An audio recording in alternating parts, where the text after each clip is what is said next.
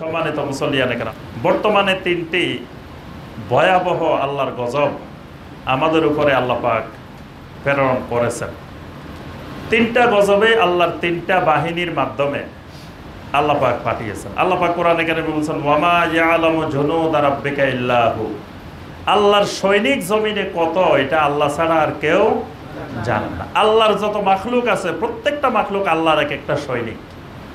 ছোট মাখলুক হোক, বড় হোক, যাই হোক, সবগুলাই আল্লাহর এক একটা সৈনিক। মশা, এটা আল্লাহর একটা বড় সৈনিক। ফেরাউন নমরুদের কাছে আল্লাহ পাক কি পাঠাইছিলেন?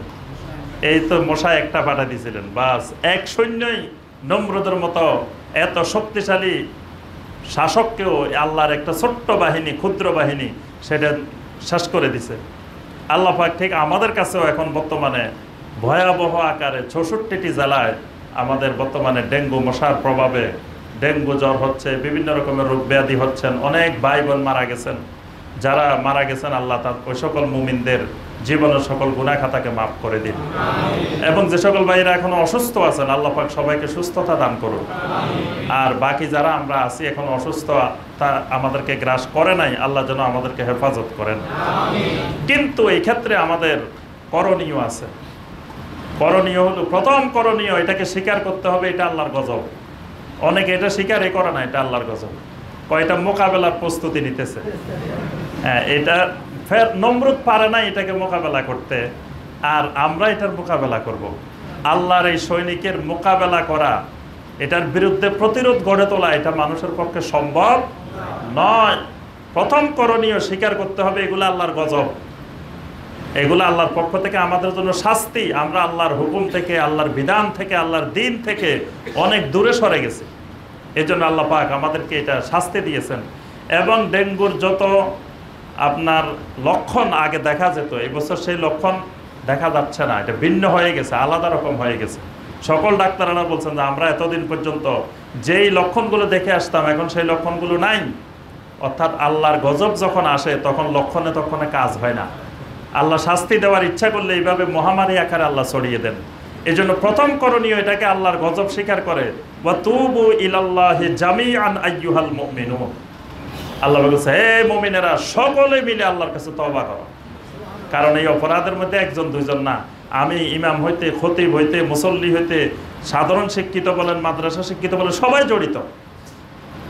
আজকে দেখেন সারা দেশের অপরাধগুলোর দিকে তাকায় দেখেন যে প্রতিদিন আপনার নারী নির্যাতন, জেনা, বেবিচার, সমকামিতা, অশ্লীলতা যা ধরা পড়তেছে, যা পত্রপত্রিকায় কিছু আসে, সেখানে মাদ্রাসার প্রিন্সিপালও আছে, মাদ্রাসার মোহতামিমও আছে, মাদ্রাসার মুহাদ্দিসও আছে, তারপরে মসজিদের ইমামও আছে, খতিবও আছে, সাধারণ শ্রেণীর লোকও আছে, সব শ্রেণী পেশার লোক। যখন কোনো একটা জিনিস সমাজে ছড়ায় পড়ে, এটা থেকে কেউ মুক্ত থাকে না। আজকে পর্নোগ্রাফি, অশ্লীলতা এমনভাবে ছড়াইছে সবার হাতে হাতে, মোবাইলে মোবাইলে। এগুলো মসজিদের ইমাম, খতিব বলেন, মাদ্রাসা ছাত্র বলেন, বাহিরের বলেন, জেনারেল লাইনে বলেন, কেউ এটা থেকে মুক্ত না। কারণ এটা উন্মুক্ত, সবার হাতে হাতে, সবার কাছে পৌঁছে যাচ্ছে। আর যখন এগুলো পৌঁছতেছে, শয়তানের পিছনে ইন্ধন দিয়ে মানুষকে অশ্লীলতার দিকে নিয়ে যাচ্ছে। এই জন্য আল্লাহ বলেছেন, ওয়া তুবু ইলাল্লাহি জামিআন আইয়ুহাল মুমিনুন। সবাই তওবা করো। এই অপরাধের দায় একজন দুজনের না। ওমর রাদিয়াল্লাহু তাআলা আনহু খেলাফতকালে বৃষ্টি বন্ধ হয়ে গেছে। তখন সাহাবায়ে কেরাম ওমর রাদিয়াল্লাহু তাআলা আনহুর কাছে গেছেন। ওমর বলছেন যে, তোমরা নবী সাল্লাল্লাহু আলাইহি ওয়াসাল্লামের চাচা আব্বাস এখনো জীবিত আছেন, আমরা মনে করি উনি এখন সবচেয়ে বেশি আমাদের মধ্যে তাকওয়াবান, ওনার কাছে যাও। তখন আব্বাস রাদিয়াল্লাহু তাআলা আনহুর কাছে গেলেন সাহাবায়ে কেরাম। আব্বাস রাদিয়াল্লাহু তাআলা আনহু তখন উত্তর দিলেন, শোনো যে আল্লাহ পাক তখনই এই বৃষ্টি বন্ধ করে দেন, গজব দেন, যখন আমরা সবাই গুনাহ করি। ওয়ালাম ইয়াকশিফ ইল্লা বিতাওবা। সুতরাং এই গজব ততক্ষণ দূর হবে না যতক্ষণ আমরা তওবা না করব। আমরা তওবা করলে আল্লাহ এই গজব দূরে সরায় নেবেন। এই জন্য আমাদের সকলেরই প্রথম করণীয় তওবা করা। তারপরে এই ডেঙ্গু যে কারণে হয়, ইসলামকে তো সেই প্রতিরোধ ব্যবস্থা আমাদেরকে আগে দিয়ে রাখছেন, কিন্তু আমরা সেগুলোর দিকে খেয়াল করি না। ইসলামের আইন কানুন বিধিবিধান এখন অমুসলিমেরা নিয়ে গেছে, আমাদের মধ্যে নাই। পরিষ্কার পরিচ্ছন্নতা, যে কারণে হয়, এই মশাগুলোর উৎপন্ন হয়, তারপরে এগুলো বংশ বিস্তার করে, এগুলোর দিকে আমরা খেয়াল রাখি না। আমরা আমাদের বাড়ি ঘর আশেপাশে আঙ্গিনা এগুলো পরিষ্কার রাখি না, ময়লা আবর্জনা পড়ে রয়েছে। আর আমরা মনে করি নিজে ভালো থাকলে হইলেও আশেপাশে তারা যেমনি থাকুক, কোনো অসুবিধা নেই। কিন্তু ইসলাম এটা বলে না যে আমার বাড়িঘর পরিষ্কার থাকবে, পরিবেশ চতুর্দিকে সব পরিষ্কার পরিচ্ছন্ন থাকবে, সেগুলোর দিকেও নজর দিতে হবে। কিন্তু বর্তমানে আমরা সবাই নিজের দিকে নজর দিই, আশেপাশে নজর দিই না। আশেপাশে মহামারী লাগলে আমি নিরাপদ থাকবো না, এই মহামারী আমার মধ্যেও আসবে। মশা শুধু ওই বস্তির লোকদেরকে কামড়াবে না, ওই বড় যারা ভালো ভালো বিল্ডিংয়ে ভালো ভালো এসি রুমে আছেন তাদেরকেও ওই মশা গ্রাস করবে। এই জন্য নিজে পরিষ্কার পরিচ্ছন্নতার পাশাপাশি আশেপাশে যারা আছে সেগুলো যাতে সুন্দর পরিবেশে থাকতে পারে সেই দিকেও তাকানো উচিত। এরপরে আমাদের বর্তমানে বন্যার কবলে অনেক ভাই বোন বিভিন্ন জায়গায় আছেন, তো এদের জন্য আমরা দোয়া করি আল্লাহ যেন সবাইকে এই বিপদ থেকে উদ্ধার করেন, এবং প্রত্যেকের সামর্থ্য অনুযায়ী আমাদের বন্যার্থ যে ভাইয়েরা আছেন, বোনেরা আছেন, কষ্ট পাচ্ছেন, তাদের জন্য সবাই সাহায্য করবেন, সহযোগিতা করবেন। আর যেটি গণপিটুনির মতো মহামারী, ওইটাও আল্লাহর একটা গজব। মানুষ কখন আইন নিজের হাতে তুলে নেয়, যখন মানুষ আইনের উপরে আস্থা হারাই ফেলায়, মানুষ মনে করে এর দলীয় কোনো কাজ হবে না, কোনো বিচার হবে না, বিচার নাই, কিছু নাই, তখনই মানুষ নিজেরাই বিচার করা শুরু করে দেয়। কিন্তু ইসলাম এটার কঠোর বিরোধী। ইসলামের নীতিমালা হলো জনগণ কখনো আইন নিজের হাতে তুলে নিতে পারবে না, জনগণ শাস্তি দিতে পারবে না। এজন্য কেউ জেনা করলে আল্লাহ পাক শর্ত দিয়েছেন 4 জন সাক্ষী এট এ টাইম দেখছে এরকম হাজির করতে হবে, না হয় যে জেনার অভিযোগ আনবে তাকে 80 বেত্রাঘাত দেওয়া হবে। তো অর্থাৎ 4 জন সাক্ষী আনা অসম্ভব জিনিস। কোনোদিন 4 জনে দেখতেছে আর এক লোক জেনা করতেছে, এটা অসম্ভব। মানুষ দেখলে হে জেনা করবো কেন? এটা 4 জন আনা সম্ভব না। সুতরাং আল্লাহ পাক চান যে এর মাধ্যমে সমাজে জেনা বন্ধ হোক, তবে জেনার কারণে যেন কেউ এইভাবে শাস্তি না পায়। আবার আপনার এই যখন জেনা প্রমাণিত হবে মানুষ শাস্তি দিতে পারবে না। আপনি যদি দেখেনও তাও এর শাস্তি যে এর 100 বেত্রাঘাত করি এটা করা যাবে না। এগুলো আদালত কর্তৃক নির্ধারণ হবে, সাক্ষী প্রমাণের ভিত্তিতে বিচার হবে, শাস্তি হবে, তারপরে এগুলো প্রশাসন কার্যকর করবে। এগুলো ব্যক্তি কার্যকর করতে পারবে না। চোরের শাস্তি, মদের শাস্তি, জেনার শাস্তি, সব ধরনের শাস্তিগুলো।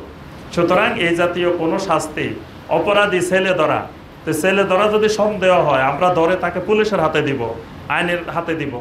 কিন্তু কথা হলো সমস্যা ওই জায়গায় যে আমরা জানি যে আইনের হাতে দিলে কিচ্ছু হয় না, এই আস্থাটা আমাদের মধ্যে নাই, আস্থাটা হারাই গেছে। তাহলে কেন আস্থাটা হারাই গেছে ওইটার দিকে আমাদেরকে গবেষণা করতে হবে, যে এই আস্থার জায়গাটা আমাদেরকে তৈরি করতে হবে, যাতে আমরা বুঝি যে এটা ছেলে ধরা না, ছেলে ধরা না, এটা প্রশাসনের কাছে দিলে, আইন শৃঙ্খলা বাহিনীর হাতে দিলে সঠিক তথ্যটা বের হবে এবং কোনো অপরাধী পার পাবে না। যখন আমরা দেখি আমাদের চোখের সামনে যে খুনের আসামি বের হয়ে যাচ্ছে নিরাপদে, তখন তো মানুষের আস্থা চলে যায়। এই জন্য আল্লাহ পাক 7 শ্রেণীর মানুষকে কিয়ামতের ময়দানে আরশে আজিমের নিচে স্থান দিবেন। 1 নম্বরে কারা?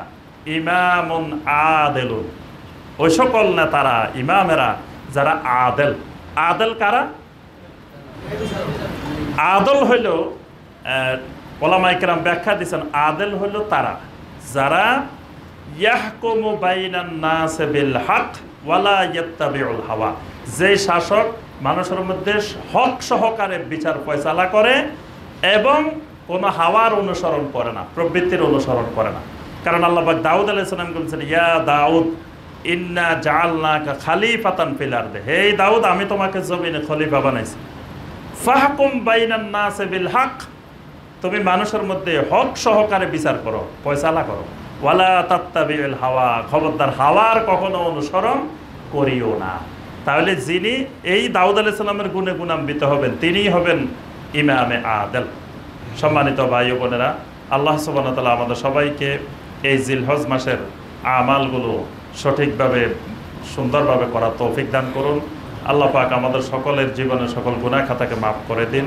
আল্লাহ রাব্বুল আলামিন আমাদেরকে, আমাদের দেশের উপরে যত বিপদ আপদ মহামারী আছে আল্লাহ সব কিছু থেকে আমাদেরকে হেফাজত করুন। আল্লাহ পাক আমাদেরকে তওবায়ে নসুহা করার তৌফিক দান করুন। আকুলু কাওলি হাদা ওয়া আস্তাগফিরুল্লাহ লি ওয়া লাকুম ফাস্তাগফিরু ইন্নাহু হুয়াল গাফুরুর